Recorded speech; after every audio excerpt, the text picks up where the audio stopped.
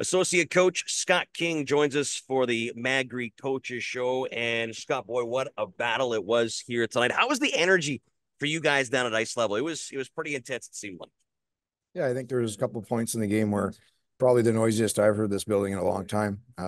After that Breton fight, people were fired up. So that was great to see. And I mean, obviously, I thought we had a really good start. It's unfortunate that you're down three and you're looking at the clock and you're out shooting basically 3-1. And we had the grade A looks and just didn't capitalize. And that was the concerning part is a lot of times when you leave those on the table early, it's hard to get back in the game. But credit the guys, they kept pushing and able to come back there. And obviously, to give up a goal there with 28 seconds or whatever was left on the clock's tough, but found a way to win a shootout. Anything said by the leadership group on the bench, down 3-0 in the first period, or when you're down 4-2 in the third period? No, like it's one that I was saying to Mark in between periods. It's different when you're not playing well and you're not generating, you're not doing the things you want to do. But when you're playing well and you're getting the looks you want to get and you're doing a decent job managing the puck and all those things, it was just a couple of individual mistakes. But yeah, they just stuck with it. I don't think anybody got negative. I thought we believed that we could come back. I think we know that we can score goals. So the belief was there, and good on them for keep pushing. Just expand on that a little bit. The belief was there, but were you hearing the right messages on the bench? Were the players saying, or what were the players saying, I guess, when it seemed like they were stunned a little bit down 3-0? Yeah, I think the message and from the players was just to get the next one and just to keep plugging away. And we knew that there was so much time left in the game that if we got the next one, that we could turn things. And obviously, we were fortunate to make it 3-1. If it goes 4-0, we're having a different conversation right now. So important 3-1 goal, and kept fighting and had so many really good looks tonight. And their goalie was real good. So going to tomorrow's game, as you mentioned, their goalie real good. Not sure if he's going to play again or not. What do you want to see from a coaching standpoint? Getting that many opportunities, how do you solve the goaltenders there?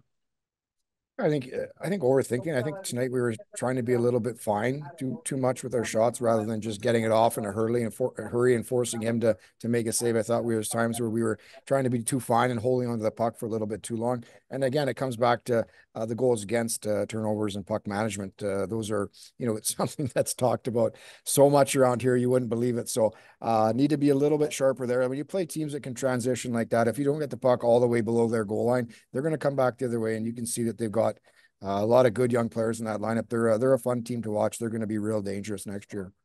It's hard to say that this is a concern, but you have so many offensive guys that move the puck so fast and your defense jump in. It's not hard to understand that there is going to be turnovers at times, but as you mentioned, just trying to manage where those happen, right? Yeah, and I think a couple of them were just plays where we had the puck and all we had to do is just get it back down below the dots and we were good. And maybe for whatever reason we were trying to force something that maybe was too fine. So those are things that can be cleaned up. And I think as a group we understand how important puck management is to our team, especially like you said, that we're always up in the rush and we got four guys in and sometimes we got five guys in. So a lot of learning clips tonight, and so that's good, and we'll get those to the guys tomorrow. But the resilience tonight to bounce back after being down three goals and then twice by 2 goals. So and then even to give up that late one, I thought we had some decent looks in overtime there, and shootout. I think a little bit of a different strategy to go second, and obviously the Savoy, if you got him in your lineup, that's pretty nifty move there. Before I let you go, Scott, I do want to get a comment on Denton Matejchuk. The captain had the hat trick tonight, and he looked like he was on another level. Yeah, and he's I don't know what he had for minutes tonight, but he's one of those guys that he doesn't need much time on the bench. You give him 25, 30 seconds, he's good. So he's a gamer. He wants to be the difference, and you saw him tonight. When there was times where we were still down or clawing back in the game, he took it upon himself to make things happen, and to get 3 goals. Did he have 3 goals tonight? 3 goals? Yeah, I mean, for a defenseman, and he had a couple of the real good looks, but he put the team on his back certain points tonight, and that's what you want from your captain, and he does that night in and night out. But tonight, you could just see there was a look in his eye that he wasn't going to be denied.